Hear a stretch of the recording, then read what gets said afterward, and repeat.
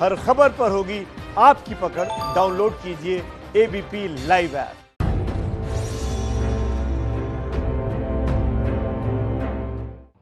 नमस्कार, स्वागत है आपका एबीपी न्यूज में। आपके साथ मैं हूं अखिलेश आनंद। ये वक्त है कौन बनेगा मुख्यमंत्री कार्यक्रम का और इस वक्त मैं पूर्णिया में मौजूद हूं। पूर्णिया से करीब 125 किलोमीटर की दूरी पर खगड़िया है। आज से 74 साल पहले खगड़िया में ही रामविलास पासवान का जन्म हुआ था। रामविलास पासवान अब इस दुनिया में नहीं रहे। गरीबों की, मजलूम की एक सशक्त आवाज थे रामविलास पासवान। और पिछले 4 दशकों में बिहार में ऐसा कोई चुनाव नहीं हुआ जिसमें रामविलास पासवान की चर्चा ना हो। जाहिर तौर पर अब उनकी अनुपस्थिति खलेगी, लेकिन अब सवाल यह है कि क्या उनकी विरासत को, उनकी राजनीतिक विरासत को उनके बेटे चिराग पासवान आगे ले जाएंगे? अब बिहार में किस तरह की राजनीति आने वाले दिनों में नजर आएगी, आपको दिखाते हैं एक बहुत ही खास रिपोर्ट। भले मतभेद हो लेकिन कोई दुश्मन नहीं। बहुत जल्दी चले गए।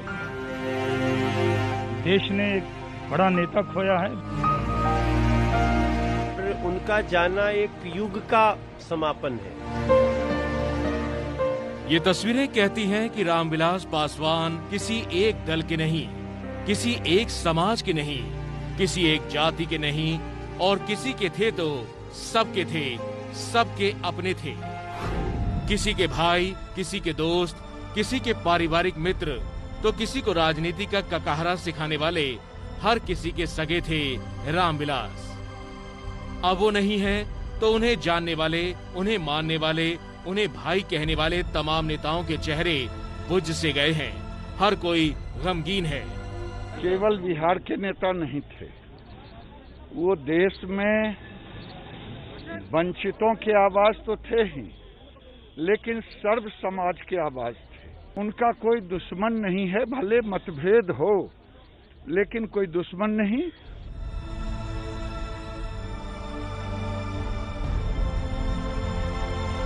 बहुत साधारण परिवार में पैदा होकर इस ऊंचाई तक पहुंचना, दलितों, उपेक्षितों, वंचितों के साथ साथ सारे समाज को जोड़कर जो उनकी राजनीति थी, उसने अपना बहुत प्रभाव छोड़ा है।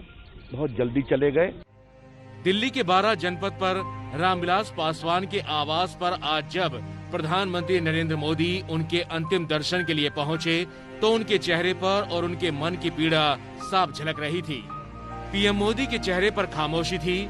अपने मंत्रिमंडल के एक कर्मठ साथी के चले जाने का गम उनकी बुझी हुई आंखों में साफ नजर आ रहा था। पीएम मोदी ने रामविलास पासवान के पार्थिव शरीर को नमन किया, उन्हें श्रद्धांजलि दी और उसके बाद वो परिवार के लोगों के बीच जाकर खड़े हो गए। पीएम मोदी को देखकर रामविलास पासवान की पत्नी की आंखें छलक उठी। वो बड़ी देर तक आंसुओं को रोक कर खड़ी थी। चिराग भी हाथ जोड़े खड़े हुए थे।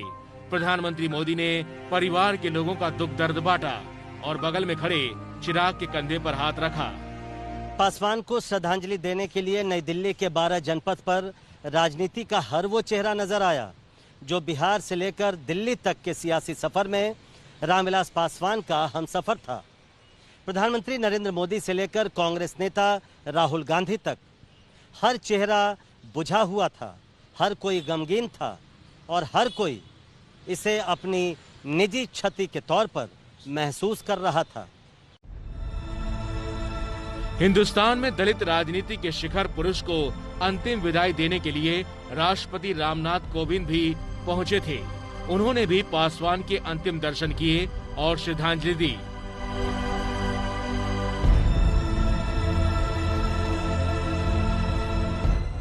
गृह मंत्री अमित शाह, राजनाथ, बीजेपी अध्यक्ष जेपी नड्डा, प्रकाश जावड़ेकर, हर कोई तो वहां था।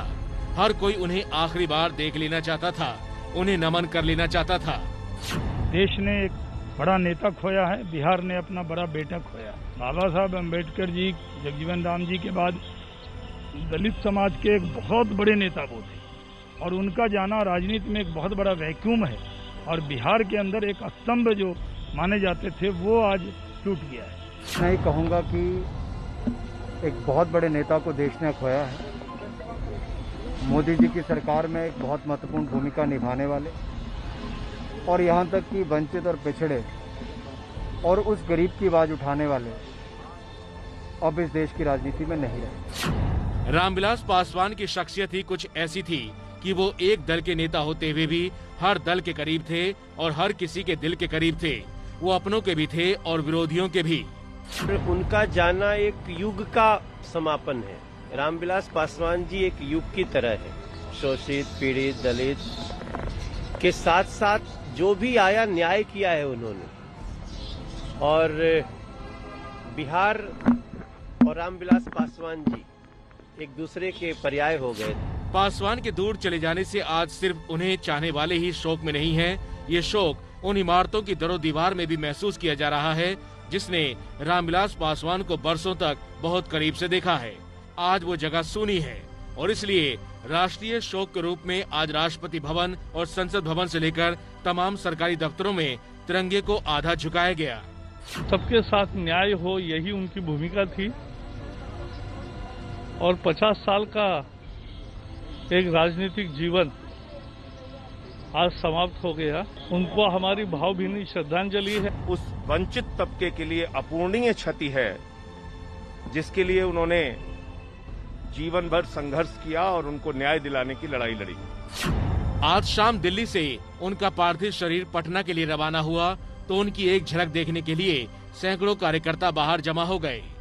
पटना में रामविलास पासवान के अंतिम दर्शन के लिए उनका पार्थिव शरीर लोक जनशक्ति पार्टी के कार्यालय में रखा जाएगा। पटना में गंगा किनारे पूरे राजकीय सम्मान के साथ उनका अंतिम संस्कार होगा। केंद्रीय मंत्री रविशंकर प्रसाद पूरे कैबिनेट की तरफ से अंतिम संस्कार में मौजूद रहेंगे। बिहार चुनाव से ठीक पहले पासवान के इस तरह चले जाने से उनका परिवार ही नहीं, उनका वो राजनीतिक परिवार भी एक खालीपन महसूस कर रहा है जिसने रामविलास पासवान का वो करिश्मा देखा था जब 2005 में उन्होंने 178 सीटों पर अपने उम्मीदवार उतारे और 29 सीटें जीतने में कामयाब रहे थे।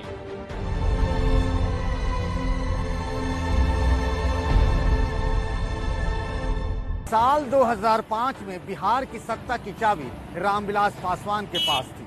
फरवरी महीने में हुए चुनाव में रामविलास की पार्टी बिहार में 29 सीटों पर जीती थी, लेकिन अपनी जिद के कारण उन्होंने किसी की सरकार नहीं बनने दी। उन दिनों खुद रामविलास पासवान मनमोहन सरकार में मंत्री थी, लेकिन उन्होंने न तो लालू यादव की पार्टी की सत्ता में वापसी होने दी और न ही नीतीश कुमार की ताजपोशी होने दी। कमोबेश आज की सियासी परिस्थिति उसी तरह की दिखती है। आज भी रामविलास पासवान की पार्टी केंद्र में सत्ता की साझीदार है, लेकिन बिहार में उसका बीजेपी से घोषित गठबंधन नहीं है। 2005 में रामविलास ने जिस तरीके की राजनीति की, ठीक उसी तरह की राजनीति इन दिनों चिराग पासवान कर रहे हैं।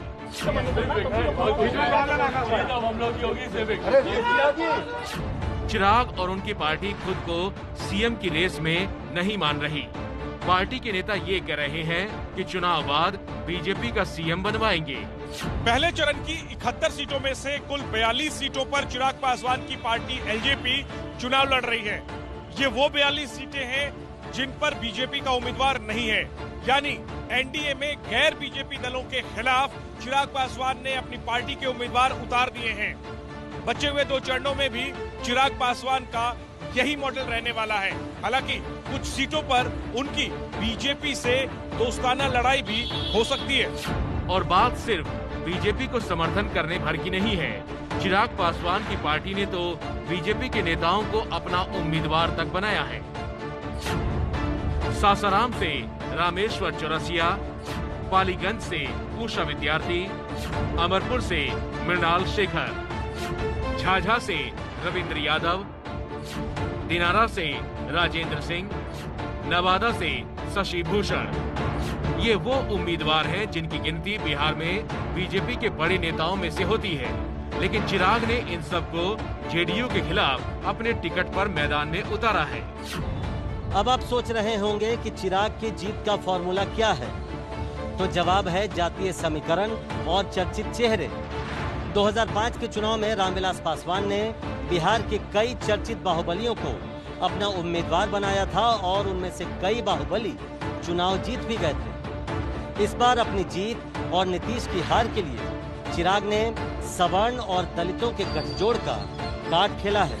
और चिराग ने जातीय गणित तो दुरुस्त किया ही, चुनाव में उनके उम्मीदवार खुले तौर पर पीएम मोदी के नाम और काम का जिक्र कर रहे हैं। जनता में और कार्यकर्ता में एक मैसेज है कि लोजपा भाजपा एक ही है, पार्टी का गठबंधन जो भी हो।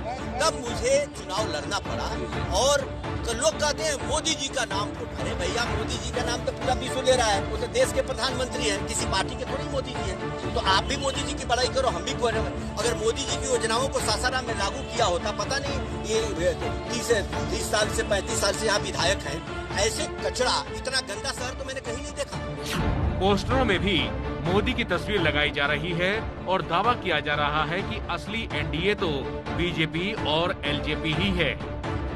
जहाँ तक भारतीय जनता पार्टी की सवाल है, भारतीय जनता पार्टी की विचारधारा जो राम जन्मभूमि, मंदिर, कश्मीर समस्या, धारा 370 से लेके चाहे जो भी समस्या, उन सब आज भी मेरी रगरग में विचारधारा है। मैं उसके लिए समर्पित हूँ, उसके लिए आगे भी समर्पित हूँ। भारतीय जनता पार्टी का केंद्रीय नेतृत्व हो, हमारे मार्गदर्शक चाहे अमित शाह जी हो, चाहे अन्य कोई प्रमुख नेता हो, हमारी कोई शिकायत नहीं है। हम सब उनके प्रति समर्पित हैं, आगे भी रहेंगे। और हम एक सामान्य कार्यकर्ता के रूप में काम किया था, आगे भी मैंने काम करूंगा। असल में इस चुनाव के जरिए चिराग पासवान ने खुद को स्थापित करने की प्लानिंग की। बिहार की राजनीति में भले ही लालू और नीतीश सीएम बनकर 30 साल से राज करते रहे हैं, लेकिन इन दोनों से राजनीति के अनुभव में रामविलास पासवान बड़े थे। रामविलास पासवान ने एक जमाने में दलितों को अपने सीएम का सपना दिखाया था। वो सपना तो पासवान पूरा नहीं कर सके और अब चिराग पर दारोमदार है। नीतीश कुमार के परिवार से किसी सियासी वारिस का ना होना चिराग के सियासी सफर के लिए फायदेमंद है और ये माना जाता है कि देर सवेर बिहार में लालू परिवार की सियासी सत्ता को चुनौती देने के लिए बीजेपी चिराग को ही केंद्र में रखकर आगे बढ़ेगी और इस साल का ये चुनाव उसी दिशा में बढ़ता हुआ एक कदम है।